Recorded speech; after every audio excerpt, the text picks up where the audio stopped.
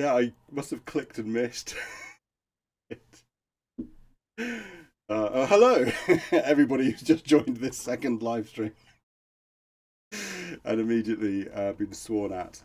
Yeah, I killed the stream by pressing the space bar again. Ridiculous, ridiculous.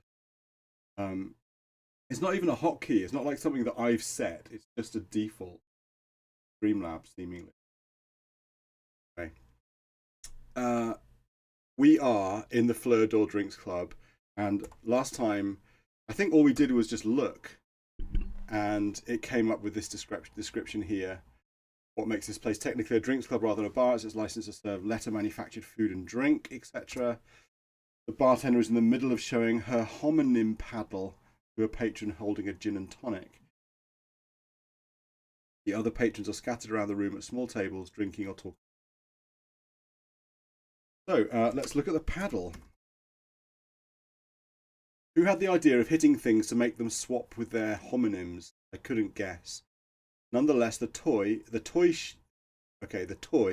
shaped like a ping pong paddle and formed of coral-coloured rubber, enjoyed a brief vogue in the 1980s. To prevent theft, the paddle is attached to the bartender's wrist by a thin steel cable and bracelet. Monocle pings happily as we sight. Okay. Did we discover this last time? The fact that it was connected? No, I don't think we did, but we were saying that it can't just be easy just to take it, given that she was talking about how dangerous it was. So that's encouraging that we have to figure out how to get it. Yeah, hooray! Get it off. A seemingly impossible situation. Well, surely we'll just get him to smack things here at the bar. Mm. Oh yeah, could you please bash this legend on this map for us? Let's examine the bartender. She has masses of curly hair, a classically straight nose, and the most peculiar eyes, a colour neither hazel nor green, and exotically turned up. Chris, can we do a reminder of the current goal, please? Yeah. Find a way to understand the map. Literally the only clue we have.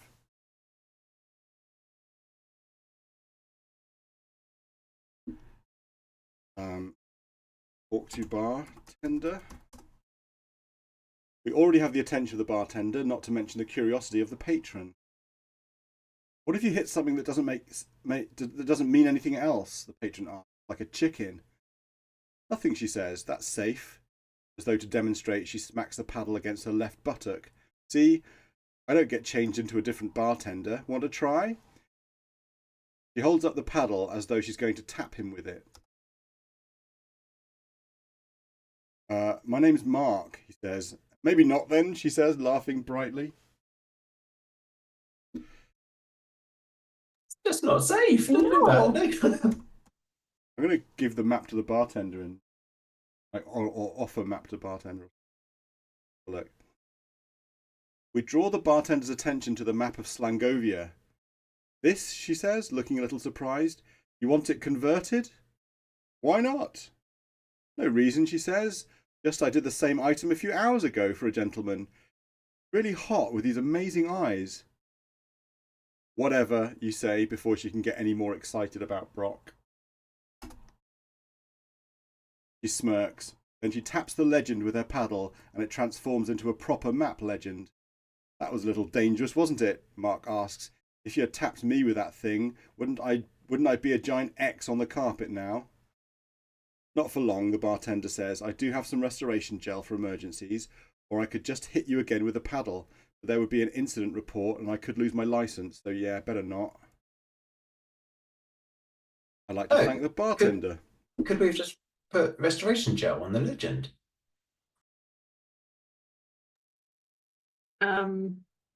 Maybe.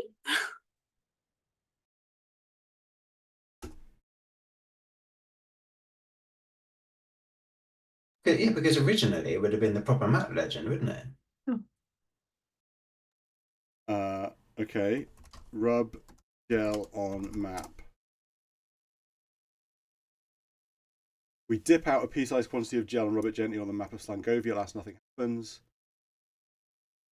Rub gel on legend. But it doesn't, the monocle doesn't ping, does it?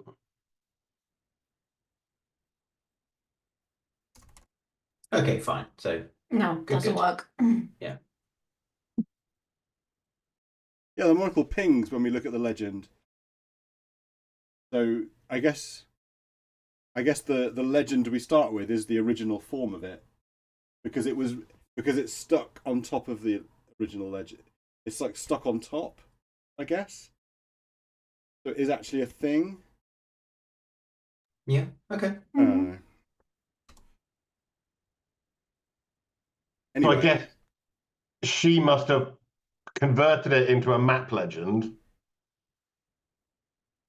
Then he writes whatever the map legend is, and then Restoration gelled it back to the. Hence, you've hidden the message. Yeah. Nice. right.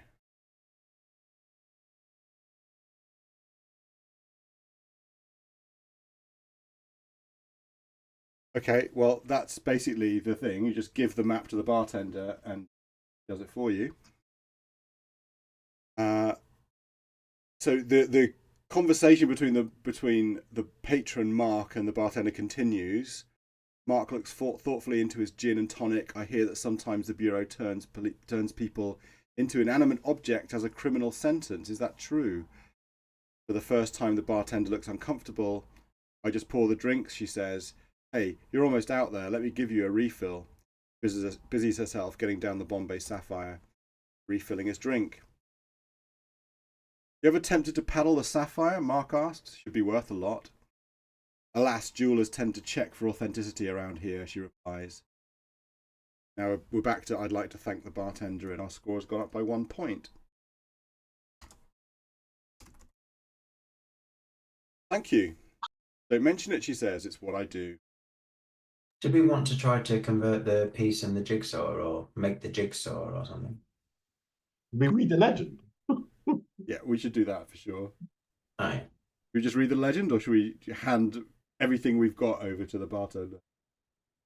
Well, only because we were here, that's all. I know, that's true. I'm going to read the legend first.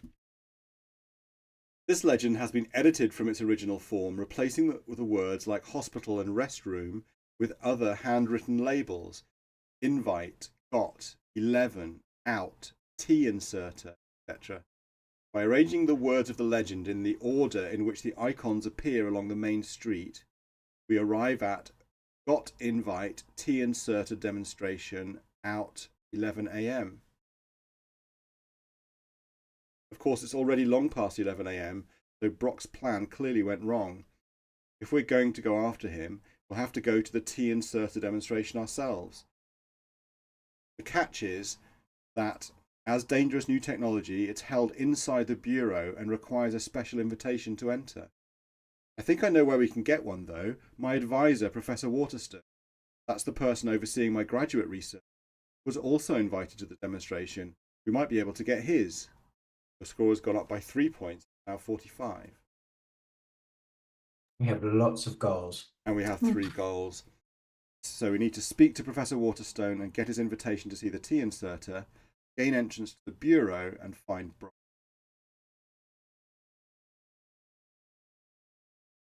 Okay. I'm going to save and start giving things to the bartender. I'm assuming that we should try to build the jigsaw, and I'm hoping it'll say that there's a piece missing. Okay. I don't know what the verb is to do a jigsaw. Examine it. Box puzzle displays an execution scene with several pro-British traitors in the 1820s being lined up before the pluralisation cannon. Thought to be considerable punishment to be forced to share a body and consciousness with others. Solve jigsaw. Better leave it in its box, I think.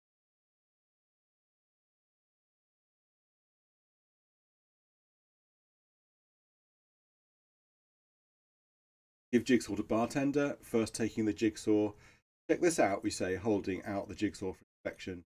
He shrugs good-naturedly, hits the jigsaw with a paddle, and grins at us.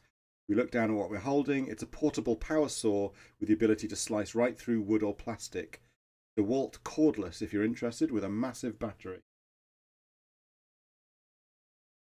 Okay, good. So I think that's probably more useful than a... that could come in handy. Yeah.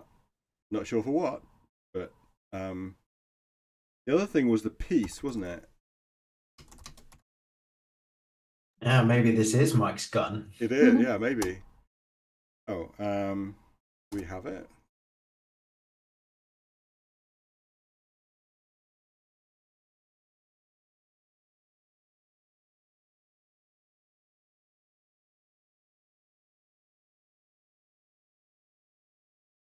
Maybe we didn't pick it up.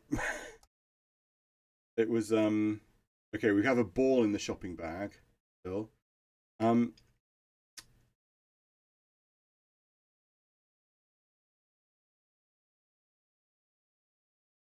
Did we not pick it up from the piano?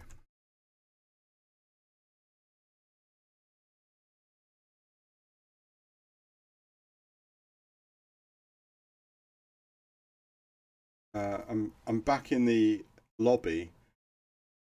No one at the piano. Could have sworn we picked up. We've got a backpack, e-remover, flash drive, monocle, origin paste, plans, roll, tub of restoration gel.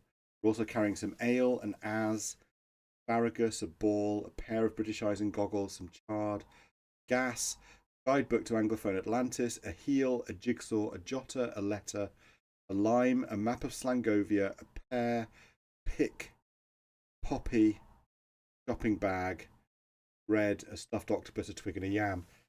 The pick, isn't it? Didn't we turn the piece into a pick?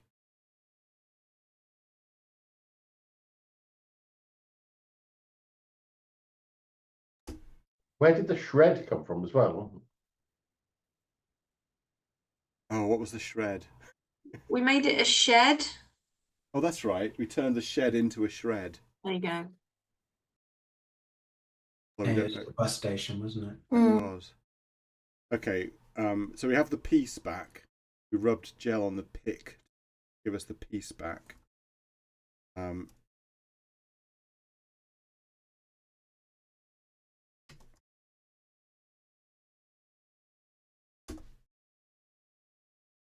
We draw the bartender's attention to the piece. I think that would make a handgun, which would be illegal around here. There you go. Mike was right. Can't do it. The piece gives us a pick. I know that what I'm about to say says a lot about me, but my immediate thought when it said that the paddle was attached to the bartender's arm with a chain and a metal band was that the only way that we're going to get hold of that paddle is if we cut her hand off. With a jigsaw. And we've now got a jigsaw. But I think I'll let other people decide what they're going to do next, because well, just think of me as your hands on a keyboard, Mike. If you'd like very dark, Mike. Very dark.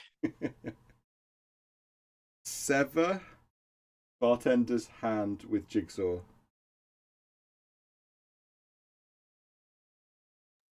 Save?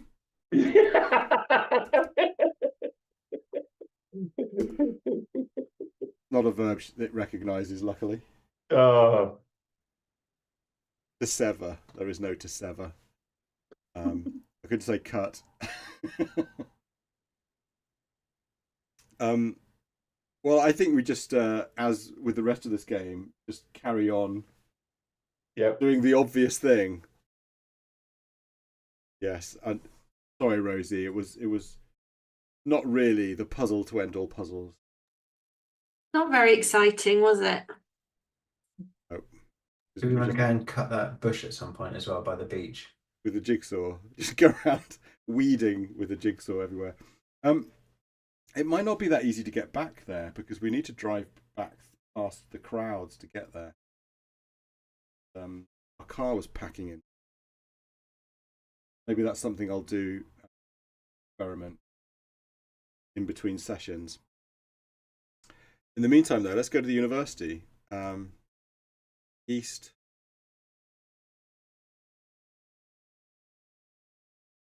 South. We're at Long Street South, next to Arbet Maps and Antiques. And we go south where we've not been yet. We're in Palm Square. Now, this is my part of town. Palm Square is the beginning of the university district. The southeast to the Iron Gate is the university campus proper, and that unobtrusive little doorway directly south of us leads into the Babel Cafe. I live in the apartment complex that runs along the west side of the square. In fact, my apartment door is immediately to the southwest. Okay, so look, we can go west, southwest, west, south, and southeast. What's directly west? Just the apartment. Okay, well, should we go in around from west to southeast? Yeah, I'm quite interested to see what's in our apartment. Yeah, I mean, this is Alex's apartment, obviously. It seems to be hinting in that direction, doesn't it? To the west, it says that way lies the bathroom window of my apartment. Though, in fact, if you have a mind to break in, the easiest way. It's not hard to force the window.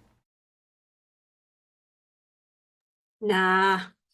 Yeah, I'm just going to save it here. In fact, I'll just overwrite. Oh no, I didn't save. But yeah, I wonder if we're supposed to break in. We go southwest. You know, other than this slightly peculiar hint, there's nothing to say. Aha. If you want to go into my apartment, we're going to have to climb in my window. Here, let me just streamline this process for us. The window slides open with a hideous protesting shriek. Halt, you, young person! It's my neighbour, Mrs. Parsnip, leaning out from her apartment above us. Mrs. Parsnip and I don't interact except about once a month when she comes around to ask for my spare change for bus fare or the laundry. Clear off or I'll call the police, she shouts. Okay. So, oh. No, don't worry, I'll handle this. I step us back and stare up at her. I'm a friend of Alex, I say. He called and asked me to stop by because he thought he left the stove on. Said he climbs in the window all the time when he gets locked out. That's true, she says. Shouldn't be allowed out by himself. Okay, go ahead. In a mutter, she adds. Not like he has anything worth stealing anyway. He vanishes from view. The window is uncomfortably high, and it takes a little scramble to get in. Soon we are inside. Apartment bathroom. Okay, so we've tried to go southwest. We've tried to go west. It said that's the bathroom window, which is the best place to get in. And then we've tried to go southwest, and apparently we can't. Not entirely sure why we can't go in. I guess we don't have our keys on us anymore. And anyway, we've now gone in through the apartment window without actually having to do anything. Thought for a minute we might need to take Mrs. Parsnip for a drink. Yeah. It did occur to me as well. She needs a good hit with a paddle. Anyway, we're in the apartment bathroom.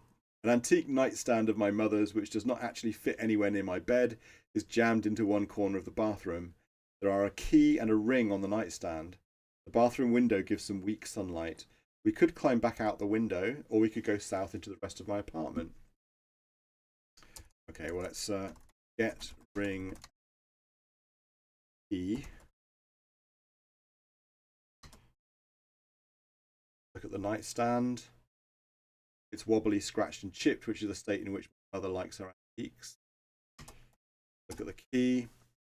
Made of an extremely ordinary blank. The key unlocks the apartment door. Ring. A gold-toned ring that from a distance would look like a signet.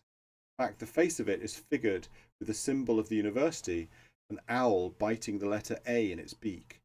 Embedded in this face is the tiny RFID tag that opens generic university security. It's the perfect combination of technical paranoia and old-fashioned pretentiousness, and one is assigned to every new student with great pomp on the day of orientation. The ring unlocks the sturdy iron gate.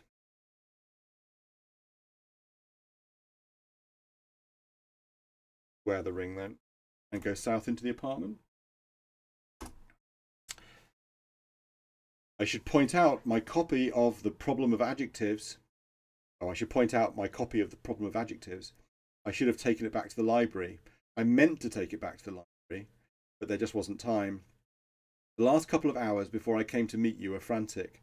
The way I figured it, my parents or someone will come looking for me, and they'll take it back for me, I think. I'd apologise for the mess, but should we really be here? I'm reconciled to leaving all my things behind. You know, you made me promise that I didn't mind.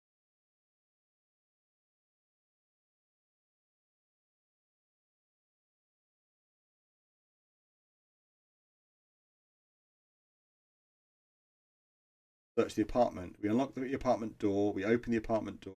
We make out Palm Square that way.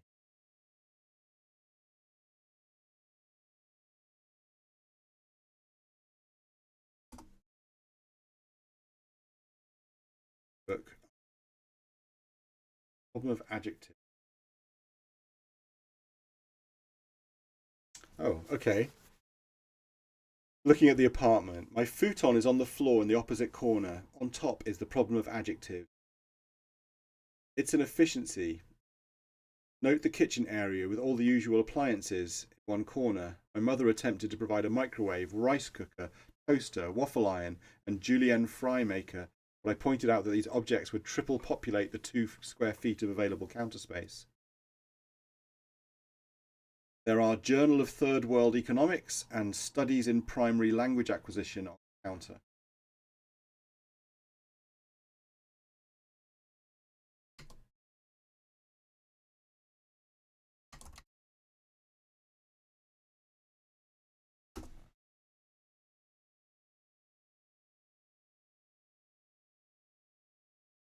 Read the problem of adjectives. It's not my book.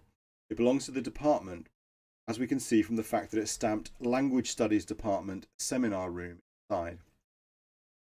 I got it out because it provides a general overview of adjectival adherence, that is, how and when an adjective is so much part of the name of something that it can be affected by tools like your e-remover when it's purely incidental.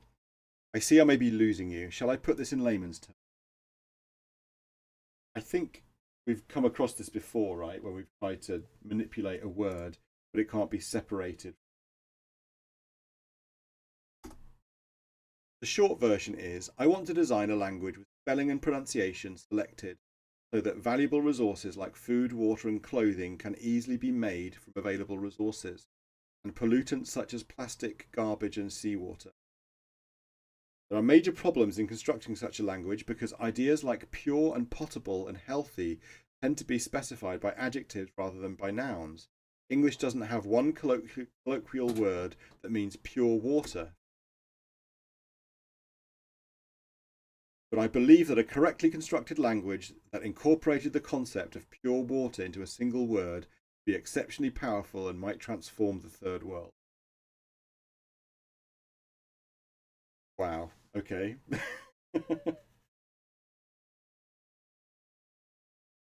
It's really extending this idea out.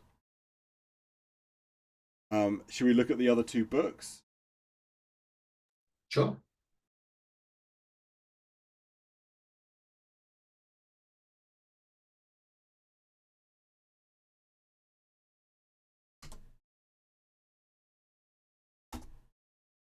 Read Journal of Third World Economics. This is just volume 16, but I subscribed annually for a while. My whole plan is useless unless there's a well-designed language that actually takes account of economic reality in the target region. When I've moved somewhere outside Atlantis, it will be easier to conduct that part of the research. Okay, so this is kind of giving us the motivation of why Alex wants to leave the island, I guess.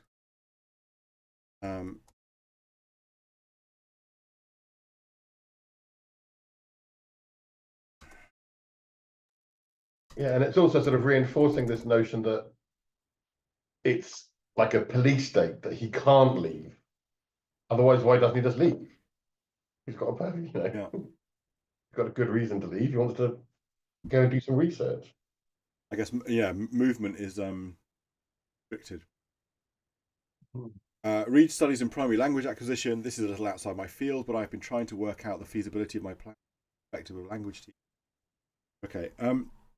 The other important thing is that one of these is a library book, so I wonder if we're going to turn it. Or... Yeah, it feels like we should take that, doesn't it? So I think I'm going to take that one, which was problem of adjective.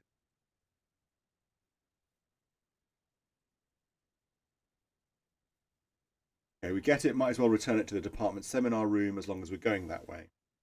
Let's leave to the east. Oh, sorry. Northeast.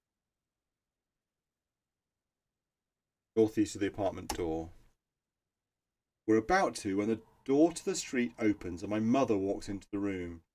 She shuts it behind her and puts away her key before she notices us. Then she stands very still.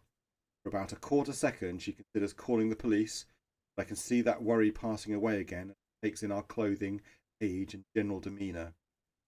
Hi there, she says, coming forward to take our hand. I'm Mrs. Rosehip, Alex Rosehip's mother. You must be a friend of his? We could say we're his girlfriend.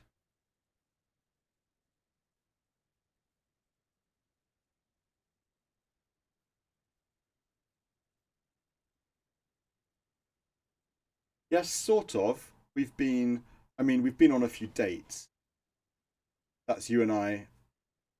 That's you, and I have to say you don't sound as keen on dating ourselves as you might. She raises her eyebrows. I see. How secretive of him not to bring you around. And where is Alex now? I need to speak with him. He's been hard to reach lately. I know you think it's a bit sketchy that my mother just walks into my apartment when I'm not around, but I swear to you she's never done that before. She must be more worried about something than she's letting on. We could claim to have seen him this morning, or say we don't know. Right, I'm not going to make a decision this time. This is an opportunity for your interaction. Say we've seen him this morning. Now you all have to agree. Save it and then say we've seen him this morning and then restore it and put the other one down. All right, thanks. That's just not making a decision at all, Woody. Okay. Say we saw him this.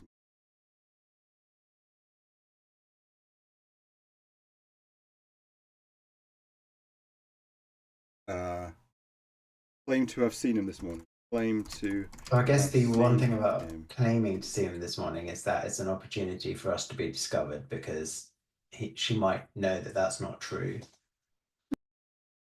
But we did see him this morning. We're not lying, right? Why did she know that's not true? No. It's just the other piece of information is not disputable. Yes. Right. Okay. He went out to do some research, I think. He left before I was completely awake. Thanks. Now you've given my mother the impression that I'm a cad. She looks at the dishevelled futon and her expression becomes even more unreadable. I did think I taught my son better manners, she remarks. I apologise on his behalf. Mother stares absently at our monocle for a moment. He must like you, she says, if he lets you wear his monocle. Very proud of that. But do be careful with it. It would be a little embarrassing if someone were to catch you with it. Alex's father was technically not supposed to remove it from the bureau. Where did we get it from? Did we remember?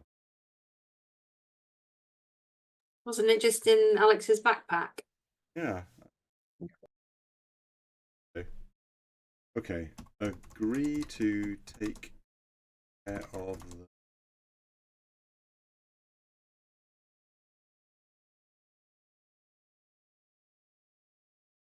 Yeah, of course, it was Alex. It was Alex's backpack. It wasn't Andra's. Oh, it was Andra's stuff at the hostel. Yeah, I think so. Yeah, it was. Yeah. The plans and everything. But it was Alex's backpack in the cinema. Yeah. Yeah. Right.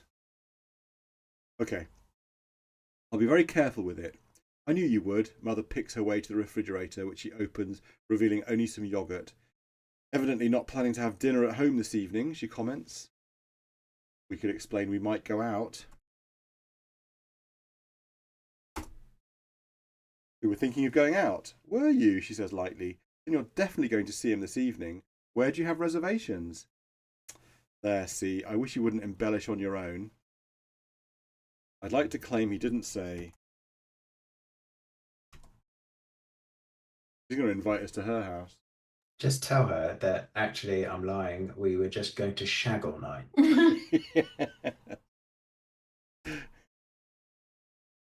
Order in. He didn't tell me. I assume he'll explain later. She gives the refrigerator door a little push and it swings closed. How well do you know him? Mother asks. She immediately catches herself and adds, I'm not inquiring into the details of your relationship, but I am concerned about him. He has seemed very unhappy recently about his work. Has he said anything to you about that, wanting to leave the programme or change careers or anything? I didn't think she'd noticed. I'm inclined to reassure Mother or suggest the truth. Well, this is a 4.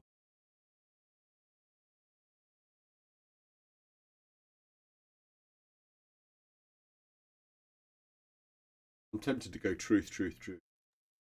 I like her. Tell her the truth. Yeah, tell the truth. Because she might be an ally, she might be able to help us.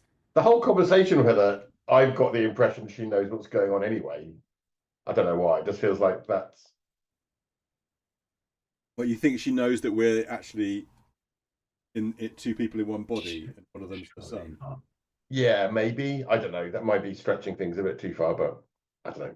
I guess she's supportive of him though, because she knows that he's walking around with this monocle that he shouldn't have, and Yeah.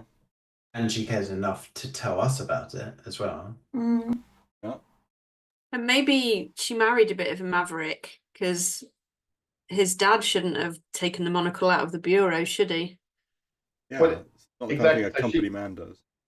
She's already told us something that incriminates her and her husband.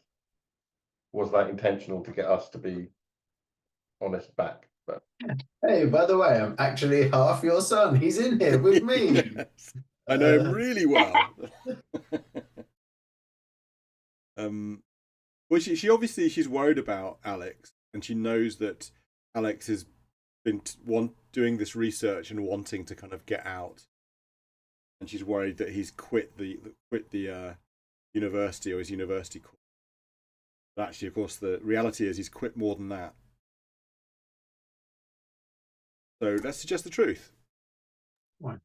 I think he feels that there are things linguistic studies could accomplish if we were less hampered by local laws and corporate interests. Big improvements to quality of life for the poor, for instance. He looks at us keenly. Did he say what he intended to do about that? We could say we wouldn't do anything dangerous.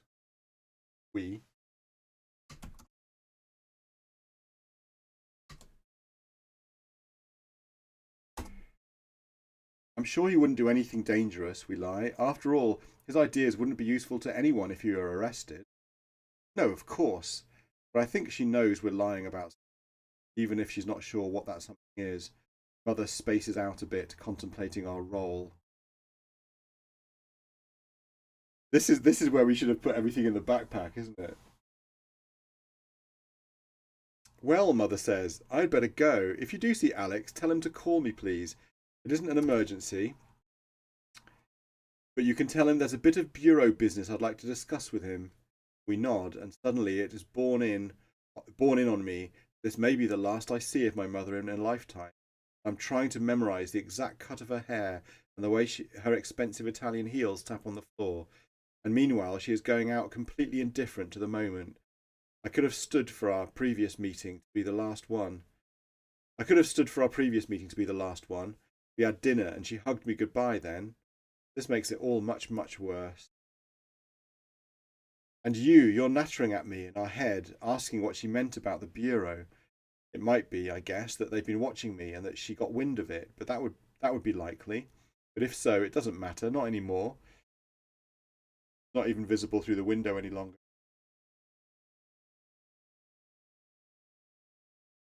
I think maybe I should put some things in our backpack.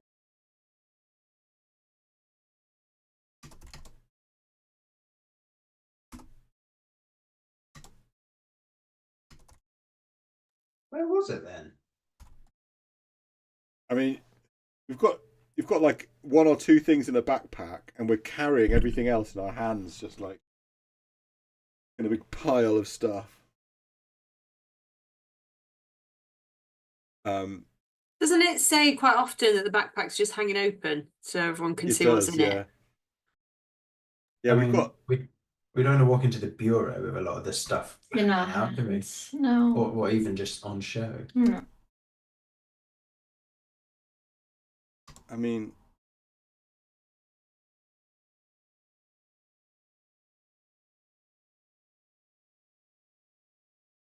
I'm wondering whether we should go into the bureau with it on us at all. okay. So what's okay? I think I've put all of the flash drive. Is that in there?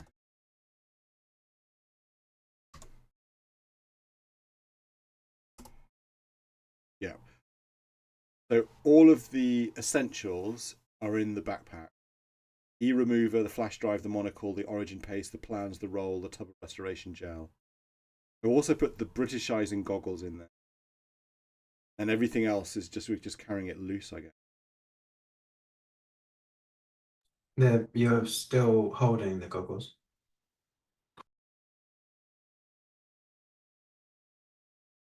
We are also carrying. Yeah, but I think we'll see of that collection: the Britishizing goggles, the e-remover, the flash drive, the monocle, the origin paste, the roll, the restoration gel are packed away in the backpack.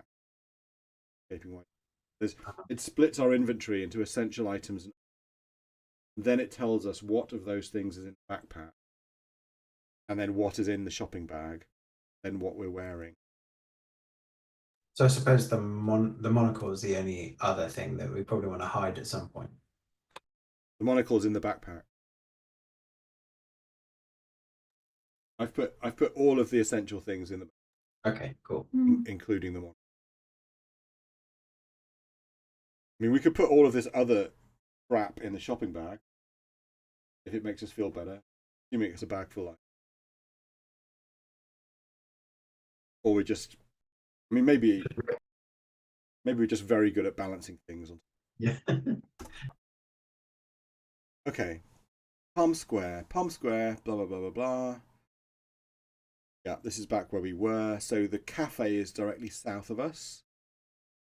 And southeast is towards the university. We decided we weren't going to explore incidental locations. Till we went into an incidental location, it turned out to be so let's go southeast, because we can now unlock the sturdy iron gate. We open the sturdy iron gate. University Oval. The centre of the university, a broad grassy oval, shaded with sycamore trees and surrounded by buildings in brick or white. An activist is standing in our way, gripping a sign that says Toxie Waste Awareness.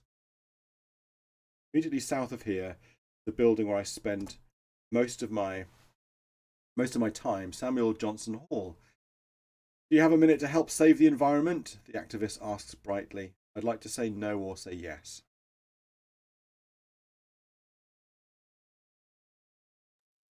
I think he needs a C, doesn't he? Definitely missing a C. Well, we should say no, right? Because we're already late. Yeah, we'll chat to him later. I'm going to save and then come back later and.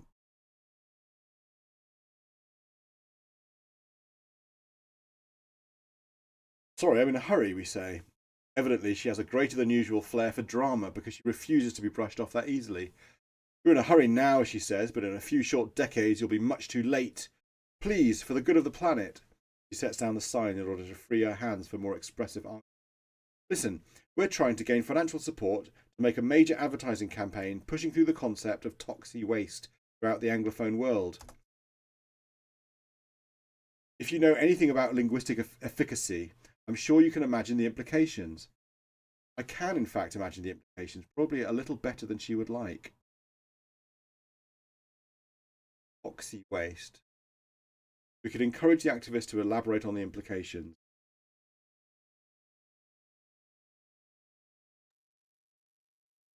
Oh, we say neutrally? Is it another homonym? Is it sort of trying to, it's like, don't put your waste in the sea? There's no sea. Oh, no, it's... Okay, so this is what she says. Oh, we say neutrally, this is all it takes. Toxic waste would be, in concept, a completely harmless, safe, and neutral substance that would have no detrimental impact on the surrounding environment. By raising awareness of toxic waste through the Anglophone world, we would put the collective consciousness to work for the environment. It would then be possible for volunteer workers to convert large stocks of dangerous toxic waste into the safe, neutral toxic waste using minimal energy. I'd like to ask how consciousness will be raised, or ask how the campaign will address problems of visualization.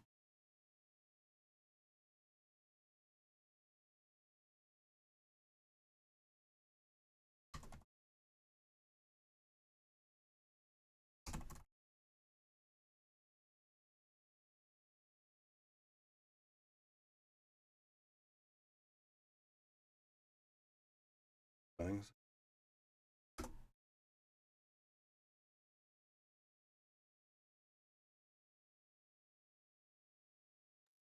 Only the first No, letter is a S. What? Oh, the yeah. first Letter is an S. it's an S and then a Z. I like this idea of creating a concept of something through like information, and then only then can you use a tool to turn it into something. Yeah, you have to make it ubiquitous in usage so that it gets into the official dictionary. And then you can manipulate it or things into it. So how will the campaign address problems of visualization? Studies have shown that linguistic efficacy is drastically harder to achieve when the body of speakers does not have a consensus about how to visualize the object in question. You point out, settling into our element. I've had so many undergraduates with ideas just like this one, all eager to tell me how they're going to change the world. I suppose I have exactly the same problem, only on a grander scale. My comment seems to have gotten her a little lost, though, so I add, people need to have some image to attach to the term you're inventing for them. Otherwise, it will be much harder to achieve functional awareness level. Oh, yes, I left that part out, she says. Our ad campaign will include extensive imagery of what we envision toxic waste to look like. That is, a clear, odorless liquid. We want to ask how consciousness will be raised, ask whether this liquid will be water, ask whether this liquid will also be flavourless.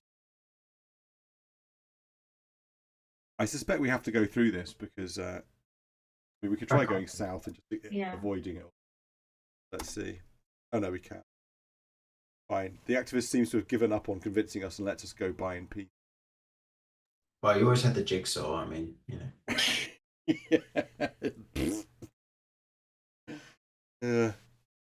But basically leaving this to me to do in during the week. Put all this stuff in. Anyway, Samuel Johnson Hall, this is the main building for language studies. It's not to be confused with language engineering, which is the department that handles devices for the manipulation of language objects. It is also not to be confused with linguistics, English literature, or comparative literature, all of which have their own buildings and faculties.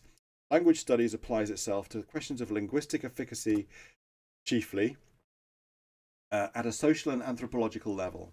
That is to say, that we study how the ability to change things based on their names affects daily life and society.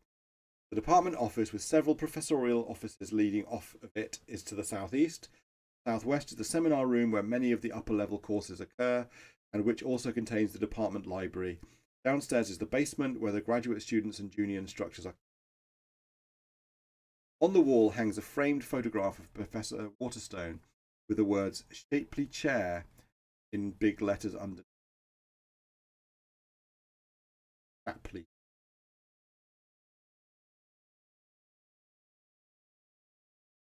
Okay.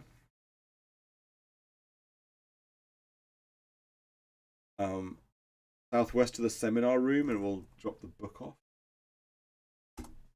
Why not? Southwest, we lack a key that fits the seminar door. That's why not. That's why not. Southeast then, wherever that went. Language Studies Department office. This big, slightly drab area holds such useful objects as the mailboxes and the secretary's.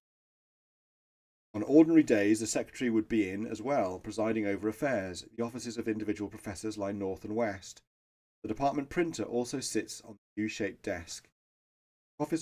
This corner office was won in a battle of wills with several other departments during the most recent rebuilding drive. Professor Waterstone is fond of reminding the others that he was the one to obtain this favourable position whenever there is a disagreement about procedure. So there is a printer.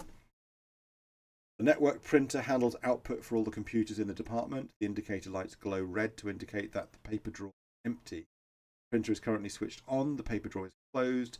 There is nothing in the output. Okay, there's a computer. One of many beige boxes hooked into the university's main system. The secretary's computer is currently switched off. And there are pigeonhole mailboxes. There are slots for all the professors and graduate students. Undergraduates, of course, are too insignificant to be assigned mailboxes and are not allowed to have mail delivered to the department. Perhaps if we put paper in the printer, something will finish printing out. Yep, perhaps so. And we might need to turn the computer on. See what happens. The secretary's computer chimes cheerfully. A box on the screen invites us to type a password to proceed.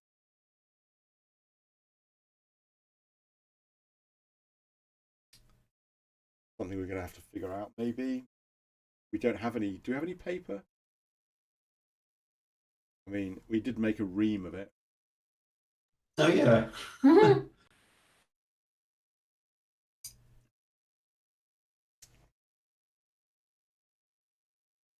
We can go north and west into departmental office. By north. Waterstone's office. Did it first time. A very finicky, neatly arranged room in which one never feels quite at home. Professor Waterstone is sitting here. Waterstone is my dissertation advisor. He insists on the O spelling. He's an expert in the history of linguistics and orthographical power, but he's politically kind of a reactionary. Don't meddle is pretty much his motto. We can see an invitation on a desk. It's from Dental Consonants Limited. Their design of stationery is unmistakable. In front of Professor Waterstone is a small laptop. He looks up at us gravely. I don't believe we've met, he says. Can I help you? We want to make up some excuse, ask whether he met the activists, or ask why he's working on serial.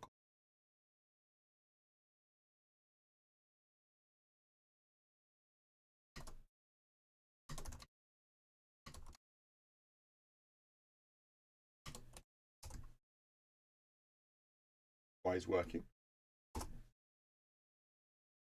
Why are you in today, we ask. Isn't it a holiday? The pursuit of knowledge does not occur according to the calendar, he says. Then he adds, and my wife is having the carpets shampooed and kicked me out of the house. Did you meet the activists?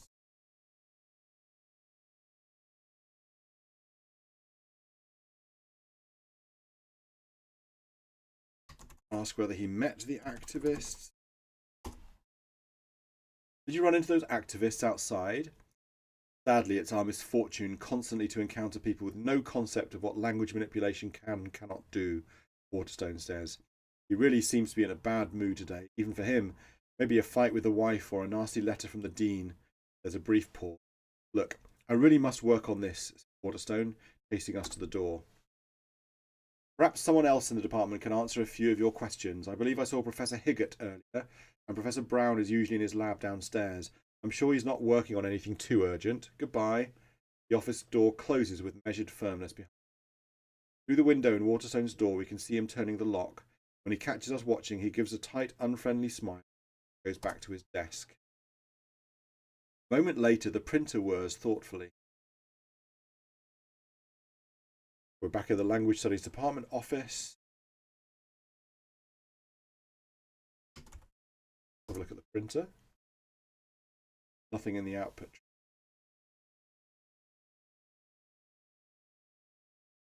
An additional light indicates that some document is in the queue to print and is waiting for the printer to be ready. Oh. Find some paper. Yeah. Go west. Higgett's office. Higgett got about 30% finished with a stylish decorating scheme and then got distracted, leaving everything in an unsettled state. A few of her books are arranged on a very nice rosewood bookshelf which looks Asian and is ornamented with small figurines. All the rest of her library is stacked higgledy-piggledy in plastic cartons. Professor Higgett is sitting at an oval table on which are spread an ugly yellow book, a sugar bowl, a teapot, and a romance novel in some heavily accented language. Higgett is the second reader on my dissertation, a conlang expert, that is, constructed languages. It was a seminar with her that really got me thinking about utopian linguistics, and she's been very supportive, though cautious. She and Professor Waterstone don't always get along that well. She looks up when we come in. I ju dose bangu la lojban, it asks. She's asking whether we speak lojban. For the present, I think it will raise fewer questions if they know.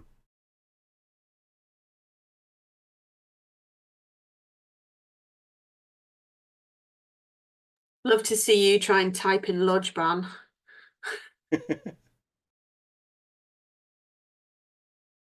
I mean, he can't type in English, so, Indeed.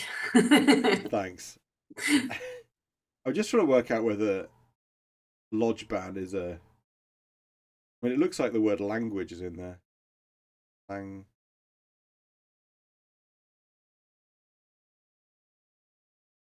I'm going to say no. I'm afraid I don't understand, we say, smiling faintly. Her face falls. Ah, I was hoping you'd be here for conversational lodgeban tea. The room is conspicuously lacking other lodgeban conversationalists.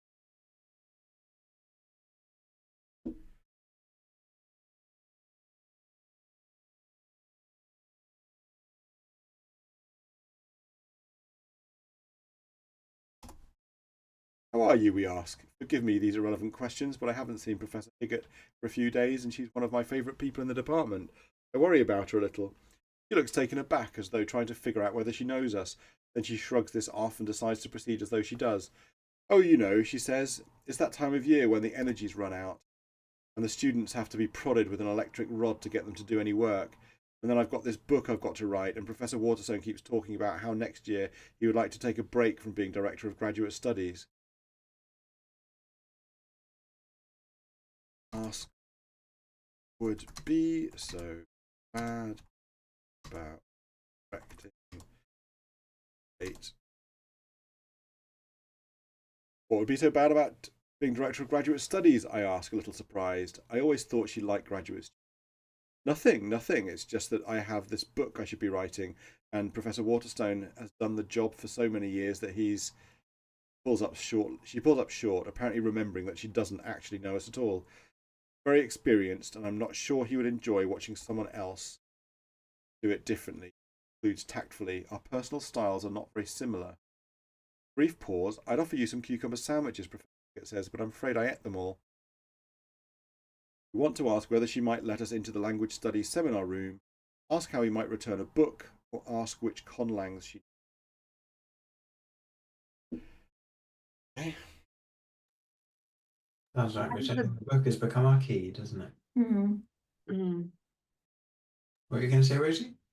I was going to say either the question about the book or the room, because otherwise we'll just be chatting. Let's ask about the room first. I'm not sure how to phrase it.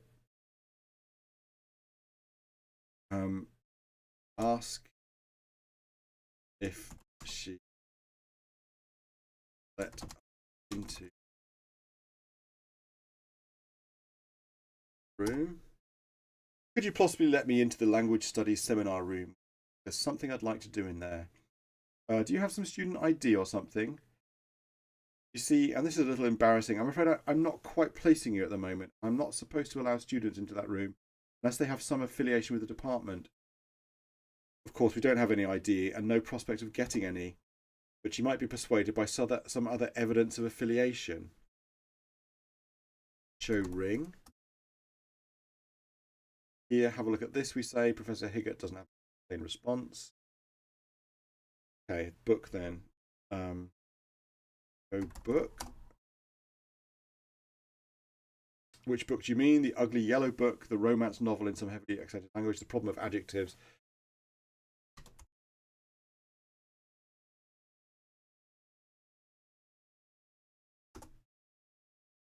I need to return this book to the department library, we say, holding out the problem of adjectives.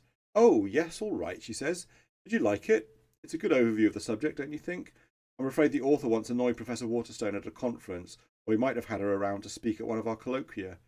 Higgett stands, patting herself down as though worried she's forgotten something. After you, says Higgett, I assume it's safe to leave for a minute. If anyone is coming for lodge band tea, we'll see them in the hall. He walks past her through the office door. We walk a little behind Higgett, who has a very long, business-like stride despite her heels. She fiddles with her keys for a moment before finding the right one. Here you go, she says, pushing the door open. Language Studies Seminar Room. They recently redid this room, and whoever picked the decorations had postmodern tastes. Professor Higgett waits a little absent-mindedly nearby, looking over the bookshelf. On the bookshelf are History of the Standards Revolution, Lives of the Lexicographers. A massive plexiglass case takes up one corner of the room. The plexiglass case contains a compact, high-powered, late model synthesizer. The big table at the centre of the room is an irregular polygon with one chair pushed up to the shortest side. I think the shape is intended to undermine traditional concepts of academic hierarchy, but in practice it just means that whoever gets to seminar late has to sit with a table angle jabbing him in the stomach. I'm inclined to ask which conlangs she knows. Your score has gone up by 3 points and is now 48. I have to run again. Sorry. Okay, mate, no worries. See you next week. See you next Bye. week. Bye. Anyway, Wow, it's a lot of reading this edition.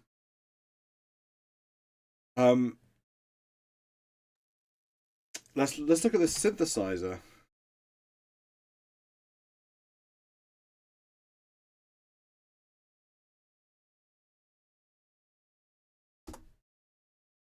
Higgett may be a little unworldly, but there's no way she'd let us mess with the synthesizer without interference. We'll have to hope she's willing to leave us in here.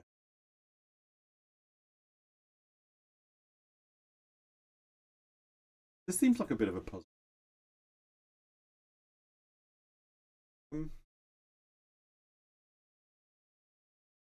Maybe you just need to bore her to death. Go on, keep asking her maybe. questions.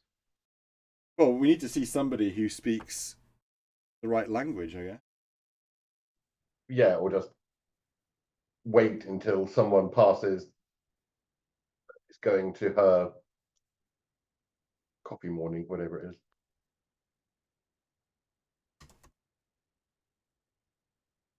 Diamond table, crafted from some exotic wood with lots of interesting burl structure. There was a wealthy donor behind the construction of this room.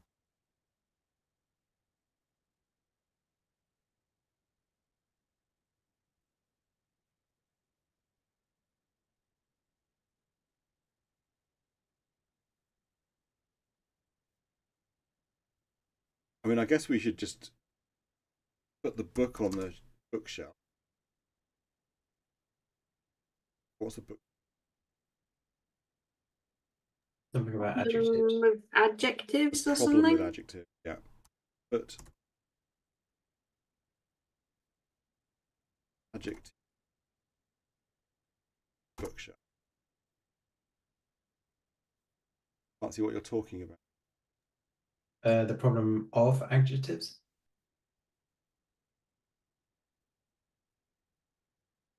Ah, well done. We take a moment to find the proper place for the book. The sound of discussion comes from down the hall, two voices speaking in lodge ban, then a male voice interrupting. you have a license for this conversation? It asks. Excuse me, Higgett says. I better go see to that. He waves and heads back northeast. Your score has gone up by 2 points. There's now 50. Yay! So there we go. So now we can look at the synthesizer. Let's have a very quick look at the synthesizer.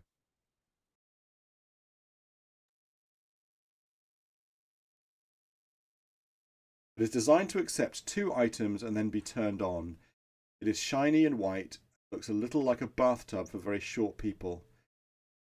In the synthesizer is a crossword. It was a full-sized human version of this that made us what we are now. So the object makes both of us feel a little skittish and self-conscious. That's right. It did mention this. Designed to accept 2 items and then be turned on. They put 2 items inside it and then merge in the crossword. Cross. It's gone 8 p.m. Plexiglass case isn't open. Lack a key that fits the plexiglass case. Okay, folks, we are now on 50 points. Yeah. We are halfway through this adventure game. Woof, blimey. Okay. I mean, things are definitely going faster. We did. Yeah. Did nearly 10 points this game, this session.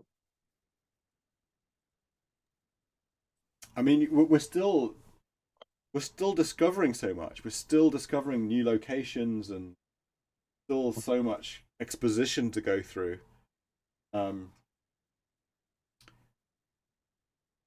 Yeah, I mean, there's still downstairs we haven't been to yet in this location. Obviously, we need to get paper somehow. Maybe we have to go all the way back to the antique shop Yeah. to get the ream. Hoping there'll be something a bit closer, but well, we're gonna have to wait. Yeah. And we can't. We're not gonna do an episode next Monday. Away. So if everybody's available the week after next, we'll be back into. Yep. Sounds good. Cool. All right, everybody. Cool. Thanks a lot. See you then. Bye. Bye.